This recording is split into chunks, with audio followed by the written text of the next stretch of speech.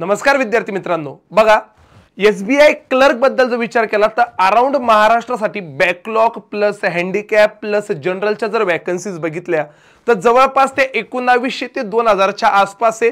म्हणजेच महाराष्ट्रामधून जवळपास 18,000 ते 20,000 विद्यार्थी मेन्सला जाणार आहे।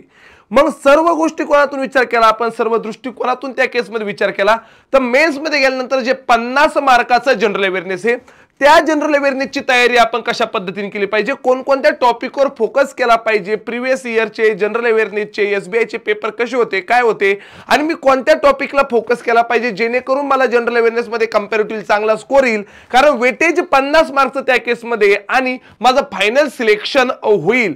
ही व्हिडिओ शेवटपर्यंत बघा, कारण अतिशय महत्त्वाचं कंटेंट किंवा अतिशय महत्त्वाच्या गोष्टी याच्यामध्ये मी तुम्हाला सांगणार आहे ज्या आपण जनरल अवेअरनेस बाबतीत केल्या पाहिजे जेणेकरून स्कोर येईल आणि तरच स्कोर येईल। कारण 50 मार्काचं वेटेज आहे राजांनो, हे वेटेज कमी नाहीये, हे वेटेज कमी नाही।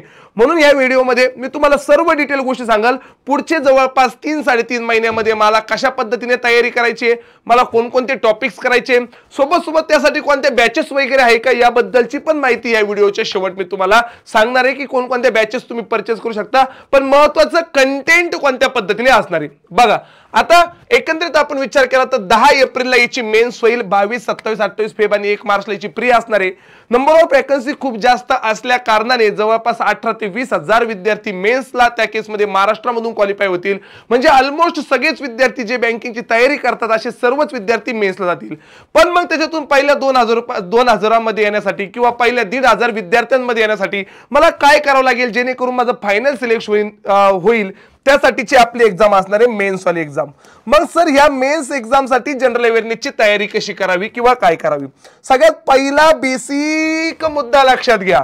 मी शांततेत एक मुद्दा सांगतो, व्हिडिओ शेवटपर्यंत आपल्याला बघायचा आहे आणि शांततेत प्रत्येक मुद्दा समजून घ्यायचा आहे। कारण राजांनो असा मोका किंवा या पद्धतीची संधी पुन्हा येणे नाही। ज्या पद्धतीची संधी सध्या आलेली आहे, मागील 2-4 वर्षापासून तयारी करणारे ऑलमोस्ट सगळेच विद्यार्थी बँकमध्ये दिसणार आहे, each and every candidate SBI मध्ये दिसणार आहे, प्रत्येक सारथीयन कुठे एसबीआय मध्ये दिसणार आहे। म्हणून ही संधी पुन्हा येणे नाही, पूर्ण झोकून द्या, पूर्ण ताकद लावा। का नाही होऊ शकत आपलं सिलेक्शन याच्यावर विचार करा आणि पूर्ण ताकद लावा, सिलेक्शन आपलंच आहे, यश आपल्यालाच भेटणार आहे।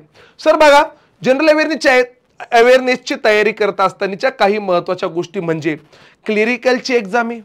मग या केसमध्ये सर याचं वेटेज बऱ्यापैकी बनतं, ज्याला मी म्हणतो बँकिंग ऑब्लिक फायनान्शियल कन्सेप्ट किंवा बँकिंग ऑब्लिक फायनान्शियल अवेअरनेस। कमीत कमी तुम्ही इथून एक 10 ते 12 मार्क अपेक्षित करू शकता, ज्याला मी स्टॅटिक बँकिंग वाला पार्ट म्हणतो। मिनिमम एक 10 ते 12 मार्क तिथं अपेक्षित करू शकता। मी पुढे सांगणार त्याच्यामध्ये काय काय कशा पद्धतीने शिकायचं। त्याच्यानंतर मागच्या 2 वर्षापासून मागच्या वर्षापासून जसं गव्हर्नमेंट स्कीमचं वेटेज वाढलंय त्या हिशोबाने मला वाटतं एसबीआय मध्ये कमीत कमी एक 7 ते 8 गव्हर्नमेंट स्कीम येणं अपेक्षित आहे। कारण रिसेंटली झालेल्या आयडीबीआयची एक्झाम सुद्धा 40 पैकी 5-5, 6-6 गव्हर्नमेंट स्कीम आहे। आरआरबीची एक्झाम बघा किंवा आयबीपीएस क्लिरिकलची एक्झाम बघा, एक 5-6 गव्हर्नमेंट स्कीम जर त्या केसमध्ये दिसताय तर या केसमध्ये एसबीआयच्या केसमध्ये कंपॅरेटिव्हली मार्क जीएचे 50 आहे, म्हणून एक 7 ते 8 गव्हर्नमेंट स्कीम मला या केसमध्ये दिसतील। म्हणजे हे 2 टॉपिक तुम्हाला एक 20 मार्कापर्यंत घेऊन जाईल, पण त्याची प्रॉपर तयारी मला असली पाहिजे। त्याच्यानंतर सर येतं करंट अफेअर्स। आता साधा विचार करा, तुम्ही साधा विचार करा। आता मी इथं मेन्शन केलेले कारण मी वर्षभराच्या हिशोबाने मेन्शन केलेले, म्हणजे याच्यात तुमच्या RRB PO clerk, IBPS PO clerk वगैरे ह्या पण एक्झाम कव्हर होतील। पण नॉर्मली तुम्ही जर एसबीआय क्लिरिकलसाठीचं जनरल अवेअरनेस करताय तो ऑक्टोबर, नोव्हेंबर, डिसेंबर, जानेवारी, फेब्रुवारी आणि मार्च ह्या 6 महिन्यांचं करंट अफेअर्स मला चांगलं आलं पाहिजे। त्यासाठी काय करायचं कसं करायचं मी पुढे सांगेल, पण ऍटलिस्ट मला ह्या 6 महिन्यांचं करंट अफेअर करायचंय। सोबत स्टॅटिक जीके पण करायचंय। जर रिसेंटलीचाच आयडीबीआयची एक्झाम पाहिली तर इंटरनॅशनल ऑर्गनायझेशन विचारलं होतं, मायग्रेशन डे विचारला होता, चिन्नूर वाईल्ड लाईफ सेंच्युरी विचारली होती। तर ह्यावाले स्टॅटिकवर पण तुम्हाला क्वेश्चन्स या केसमध्ये दिसतील, इंटरनॅशनल ऑर्गनायझेशन दिसेल, डेज दिसेल, तो पण पार्ट आपल्याला करावा करावं लागेल.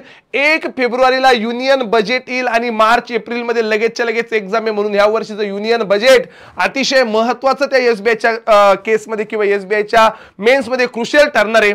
आणि सोबत सोबत इन्शुरन्स अवेअरनेसची तरी ह्या एक्झामला गरज नाही, ह्या एक्झामला गरज नाही, पण मला ह्या 4 ते 5 टॉपिकची तयारी एसबीआय क्लिरिकलच्या हिशोबाने चांगली करायची आहे. आणि बाकी मग इन्शुरन्स अवेअरनेस असेल किंवा इथून पुढचे लेक्चर्स असतील, मार्च एप्रिल पासून पुढचे लेक्चर जे अपकमिंग एक्झामला कामा पडतील, अपकमिंग एक्झामला कामा पडतील. पण एसबीआय क्लिरिकल साठी ऍटलिस्ट मार्च एप्रिल पर्यंतचं करंट अफेअर सोबत सोबत बाकीच्या सगळ्या गोष्टी मला शिकाव्याच लागतील ज्या एक्झामला येतील. मग सर तुम्ही इथं जे मेन्शन केलंय बँकिंग ऑब्लिक फायनान्शियल अवेअरनेसच्या कन्सेप्ट मला शिकाव्या लागतील, ज्याचं वेटेज कमीत कमी 10 ते 12 मार्काला एक्झामला दिसेल आणि त्याच्यावरच करंट अफेअर डिपेंड असतं. हे आलं तर हे येतं, हे आलं नाही तर हे कळत नाही. मग यासाठी काय करावं, तर एक प्रॉपर सिलेबस डिझाइन केलेला आहे मी, प्रॉपर सिलेबस डिझाइन केलेला आहे जीए गुरुकुल मध्ये. आपका सपना हमारा प्रयास, एक जीए गुरुकुल मध्ये प्रॉपर सिलेबस डिझाइन केलेला आहे. पुन्हा एकदा नव्याने मला या सगळ्या गोष्टी शिकायच्या आहे, एकदम नवीन पूर्ण कंटेंट बदलवलेलं आहे. जे मागच्या वर्षी 2 वर्षापासून विद्यार्थी तयारी करतात त्यांनी ह्या गोष्टी शिकलेल्या आहे, पण पूर्ण वेगळ्या पद्धतीचा कंटेंट, पूर्ण नवीन कंटेंट घेऊन जीए गुरुकुल चालू होत आहे. मग त्या केसमध्ये आपल्याला ह्या सगळ्याच गोष्टी बघायच्या. बघा ह्या गोष्टी जेव्हा तुम्ही शिकणार तेव्हाच तुम्हाला त्या गोष्टी कळणार किंवा तेव्हाच तुम्हाला एसबीआयचा पेपर सोपा जाणार. म्हणजे काय sir, what is bank, asset काय असते, लायबिलिटी काय असते, नेट बँकिंग मार्जिन काय असतं, history of banking in India, मग हिस्ट्री, बँकांचं नॅशनलायझेशन, बँकांचं merger, reserve bank of India बद्दलची सगळी माहिती, मग हिस्ट्री असेल, गव्हर्नर अँड डेप्युटी गव्हर्नर बद्दलची माहिती असेल कारण आत्ताच गव्हर्नर बदलले. सर बोर्ड ऑफ मेंबर बद्दलची, फंक्शन ऑफ आरबीआय असेल, सबसिडरीज असेल, त्यानंतर आरबीआयची मॉनिटरी पॉलिसी कमिटी बद्दलची डिटेल माहिती, मॉनिटरी पॉलिसी कमिटी काय, त्याच्यानंतर वोटिंग कसे होते, बाय मंथली पॉलिसी कशी होते, हे एक एक चॅप्टर आहे. असे मी 20 चॅप्टर बनवलेले. Chapter number 1, chapter number 2, chapter number 3, chapter number 4, त्याच्यानंतर चॅप्टर नंबर 5 होता आरबीआय क्वांटिटेटिव्ह आणि क्वालिटेटिव्ह टूल्स. मग सगळे क्वांटिटेटिव्ह, सगळे क्वालिटेटिव्ह टूल्स. 5 नंबरचं 6 नंबरचं चॅप्टर येतो फायनान्शियल मार्केट आणि कॅपिटल मार्केट. मग मनी मार्केट, कॉल मनी, नोटीस मनी, टर्म मनी. कॅपिटल मार्केट मध्ये treasury bill, commercial paper, certificate of deposit. Sir सोबत सोबत मी पुढे गेलो टाइप्स ऑफ अकाउंट. आपण 4-5 अकाउंट शिकायचो. नॉस्ट्रो काय असतो, वॉस्ट्रो काय असतो, डीमॅट काय असतो, बल काय असतं, RD, FD, inactive, dormant, CASA ratio, हे सगळं 7 नंबरच्या चॅप्टर मध्ये आपल्याला शिकायला भेटेल. फायनान्शियल इन्क्लुजन साठी गव्हर्नमेंटने काय काय केलं, no frill account, BSBD account, GDY, small account, lead bank नावाची स्कीम काय, बिझनेस करस्पॉन्डन्स काय, 8 नंबरचा चॅप्टर. एटीएम आणि कार्ड्स 9 नंबरचा चॅप्टर. डायरेक्ट इनडायरेक्ट टॅक्स मध्ये आपला इन्कम टॅक्स असेल, जीएसटी असेल तो वाला, long term short term gain वाला मुद्दा, यूपीआय वाला मुद्दा महत्वाचा आहे. मग UPI, UPI 1 2 3 pay, UPI lite, UPI circle, UPI one word, भीम, आधार इनेबल पेमेंट सिस्टीम, हा वाला 11 नंबरचा चॅप्टर असेल डिटेल्ड मध्ये. इथून तुम्हाला प्रश्न दिसणार आणि 100% दिसणार. ह्या जीए गुरुकुल मध्ये यावाल्या गोष्टी होणार आणि ह्या गोष्टी आपल्याला एसबीआय क्लिरिकल साठी कराव्या लागणार, 100% कराव्या लागणार. सर सोबत सोबत चेक अँड चेकचे टाइप्स, मग त्याच्यानंतर हे वेगवेगळे कोड असेल, MICR, IFSC, SWIFT, PAN, PRN, MMI. Sir financial institutions मध्ये ह्या वेगवेगळ्या 5 फायनान्शियल इन्स्टिट्यूशन्स. बँकिंग सिस्टीम मध्ये मग स्मॉल फायनान्स बँका काय, पेमेंट बँका काय, लोकल एरिया बँका काय, रिजनल रूरल बँका काय, युनिव्हर्सल बँकिंग काय, list of banking in India, largest banking India, private sector lending मधले 8 वेगवेगळे private sector lending, insurance sector मध्ये डिटेल इन्शुरन्स सेक्टर पार हिस्ट्री ऑफ इन्शुरन्स पासून आयआरडी आणि बँक ऍश्युरन्स पर्यंतचा मुद्दा. मिसलेनियस मध्ये हे काही महत्त्वाचे टॉपिक्स म्हणजे too big to fail, electoral bond, NEFT, RTGS, IMPS, Maharatna, Navratna, Miniratna, GDP, GNP, NDP, NNP, FDI, FPI, FII, NRI काय, बँकिंग ऑम्बर्समन काय, केवायसी काय, इकडे लोन रिकव्हरीच्या टर्मिनॉलॉजीज वेगवेगळ्या, सरपीसी, NPA, types of NPA, bad bank, prompt corrective action, मग NRCL, IDRCL, Basel norm. मग या सबमिट मध्ये ह्या 11 वेगवेगळ्या सबमिट्स, 19 नंबर चॅप्टर आणि 20 नंबर चॅप्टर बँक अँड बँकचे हेडक्वार्टर. हे असे 20 चॅप्टर कमीत कमी मला 25 ते 28 लेक्चर मध्ये शिकावे लागतील. हे जे काही आपले 20 चॅप्टर आहे याला मिनिमम 25 लेक्चरचा टाइम लागेल. तर तो वाला पार्ट मला घ्यावा लागेल, तो वाला पार्ट मला अभ्यास करावा लागेल. तेव्हा मी म्हणेल एसबीआयचे हे सगळं केल्यानंतर तुमचे 10 ते 12 मार्क सिक्युअर झाले, तुमचे 10 ते 12 मार्क सिक्युअर झाले. त्याच्यानंतर सर झालं बँकिंग टर्मिनॉलॉजीज किंवा बँकिंग अँड फायनान्शियल अवेअरनेस. 2 नंबरचा मुद्दा येतो करंट अफेअर्स वाला पार्ट. 2 नंबरचा मुद्दा येतो करंट अफेअर्स. हे मला नीट करावं लागेल. सर करंट अफेअर्स मध्ये काय काय करावं लागेल, बँकिंगच्या टर्म्स असतात, फायनान्शियल न्यूज असतात, त्यावाल्या न्यूज कराव्या लागतील.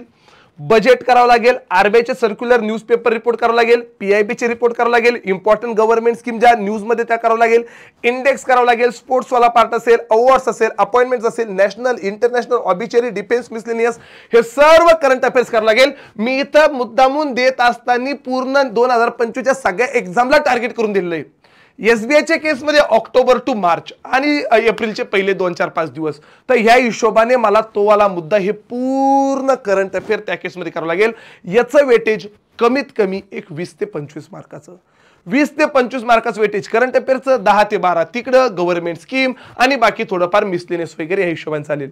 त्याच्यानंतर सर तिसरा पार्ट येतो बघा, हा दुसरा पार्ट. सर पहिला पार्ट मी पाहिला बँकिंगवाला, बँकिंग टर्मिनॉलॉजीज वाला पहिला पार्ट. दुसरा पार्ट मी पाहिला करंट अफेअर्स वाला, करंट अफेअर्स. तिसरा पार्ट होतो गव्हर्नमेंट स्कीमच्या. मला कमीत कमी या 70 गव्हर्नमेंट स्कीम शिकावं लागेल 20 वेगवेगळ्या लेक्चरमध्ये.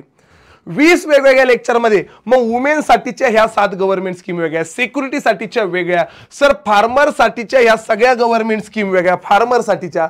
सर त्याच्यानंतर डेव्हलपमेंट ऑफ इंडिया साठीच्या वेगळ्या, लोन साठीच्या वेगळ्या, डिफेन्स साठीच्या वेगळ्या, सर पेन्शन साठीच्या, जशी वयवंदन योजना रिसेंटली विचारली होती, पेन्शन साठीच्या वेगळ्या, पुअर सेक्टर साठीच्या वेगळ्या, सर सोलर स्कीम किंवा सोलर एनर्जी साठीच्या वेगळ्या, कुसुम विचारली होती, सूर्योदया विचारली होती. सर त्यानंतर सायन्स साठीच्या वेगळ्या. त्यानंतर ह्या education and other, Nikshay, Vidyalakshmi, internship programme ह्या आत्ता दोन्ही रिसेंटली पेपरला पण होत्या, आशा पण पेपरला होतं, वात्सल्य असेल, उडान असेल, युनिफाईड पेन्शन स्कीम असेल. तर ह्या एज्युकेशन अँड ऑदर वाल्या वेगळ्या, सोबत ह्या ऑदर्स वाल्या वेगळ्या. अशा मला 70 गव्हर्नमेंट स्कीम शिकाव्या लागतील. अशा मला सोबत 70 गव्हर्नमेंट स्कीम सुद्धा शिकाव्या लागणारे. म्हणजे हा झाला तिसरा part. Sir part number 1 banking awareness, part number 2 current affairs, part number 3 government scheme, part number 4 येतो स्टॅटिक जीके. स्टॅटिक मध्ये सगळं करायचं का हो? नाही.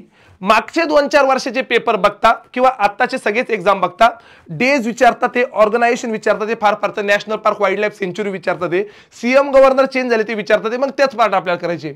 नॅशनल पार्क करून ठेवू, डेज करून ठेवू, dam, CM governor, classical, folk dance आणि इंटरनॅशनल ऑर्गनायझेशन हे ऍटलीस्ट 5-6 टॉपिक आपल्याला स्टॅटिक जीकेचे करायचे. हे 5-6 टॉपिक स्टॅटिक जीकेचे करायचे आणि बाकी जे करंट अफेअर्स मध्ये येईल ते वाला स्टॅटिक जीके करायचे. करंट अफेअर्स मध्ये येईल ते वाला स्टॅटिक जीके करायचंय.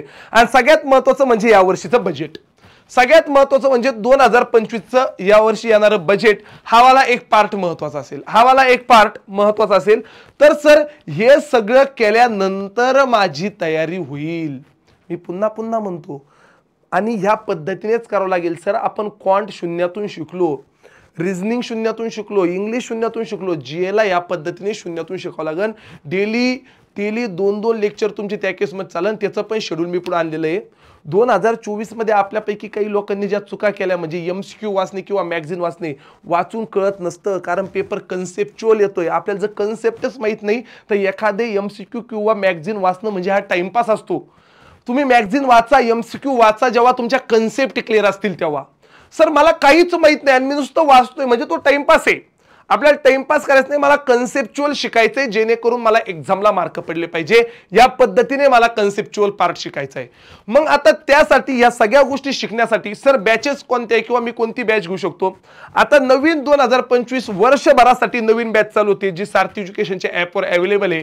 स्पेशल जनरल अवेअरनेस बॅच दृष्टी 1.0, त्याला नाव असेल जीए गुरुकुल म्हणून. सर त्या बॅच मध्ये पूर्ण स्टॅटिक जीके कव्हर होईल, पूर्ण स्टॅटिक बँकिंग कव्हर होईल, आरबीआयचे सर्क्युलर, न्यूजपेपर रिपोर्ट, गव्हर्नमेंटच्या वेगवेगळ्या scheme, current affairs, insurance awareness, monthly magazine भेटल, before exam fast track revision session असतील. 1 वर्षभरासाठीची ही बॅच असेल लाईव्ह प्लस रेकॉर्डेड फॉर्मॅटमध्ये. या सगळ्या गोष्टी तुम्हाला त्या बॅचमध्ये भेटेल. दृष्टी 1.0 नावाची त्या केसमध्ये ती बॅच असेल. त्याच्यानंतर सर मी थोडंसं पुढे गेलो, नवीन विद्यार्थ्यांसाठी 3,500 रुपये त्या बॅचची फीज असेल. ओल्ड स्टुडंट जे ह्या बॅचेसचे स्टुडंट आहे त्यांनी सारथी 500 नावाचं कुपन कोड टाकला, त्यांना ती बॅच 3,000 रुपये भेटेल. सर मला बँकिंग अवेअरनेस किंवा गव्हर्नमेंट स्कीमने मला फक्त करंट अफेअर करायचं वर्षभरासाठी, ॲपवर करंट अफेअर्स ओनली नावाची बॅच 2,500 रुपयाला नवीन विद्यार्थ्यांसाठी. सारथीच्या जुन्या विद्यार्थ्यांसाठी 2,000 रुपयाला ती बॅच आहे, पुन्हा सारथी 500 नावाचं कुपन कोड. सर मला फक्त या 5च महिन्यांची तयारी करायची. तुम्ही आज बॅच परचेस केली तिथून पुढे 5 महिने बॅच असेल. याच्यात पण ओनली करंट अफेअर्स असेल. Fast track general awareness batch म्हणून ह्या 3 वेगवेगळ्या बॅचेस इथं चालू आहे.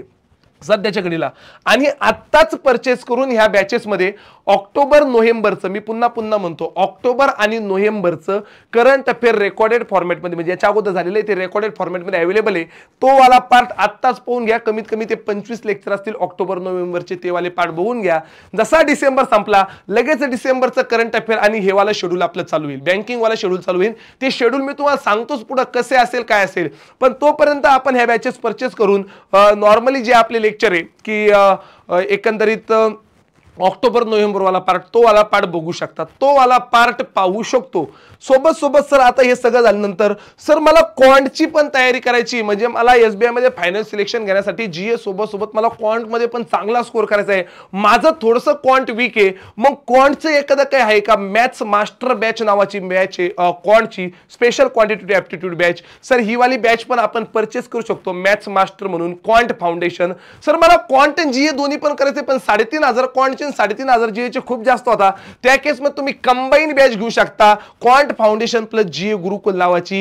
ही कंबाईन बॅच फक्त तुम्हाला 5,000 रुपयाला भेटेल, म्हणजे हे 3,500 प्लस ते 3,500, 7,000 ऐवजी तुम्हाला फक्त 5,000 रुपयाला एक कंबाईन बॅच वाला पॅक पॅकेज मध्ये भेटेल. तिथं तुम्हाला क्वांटचं डिटेल मध्ये पार तुमचं बेसिक पासून ऍडव्हान्स पर्यंत सगळं क्वांटिटेटिव्ह ॲप्टिट्यूड एकदम डिटेल मध्ये, एक्झाम पॉइंट ऑफ व्ह्यूने, एक्झाम मध्ये होणारे बदल किंवा जसे जसे बदल होतात त्यानुसार डिझाईन केलेलं कंटेंट, ह्यानुसार क्वांट आणि सेम त्याचनुसार जनरल अवेअरनेस, यासाठी एक कंबाईन बॅच असेल, ती कंबाईन बॅच पण आपण त्या केसमध्ये परचेस करू शकतो ह्या दोन विषयांना टार्गेट करायचं असेल तर.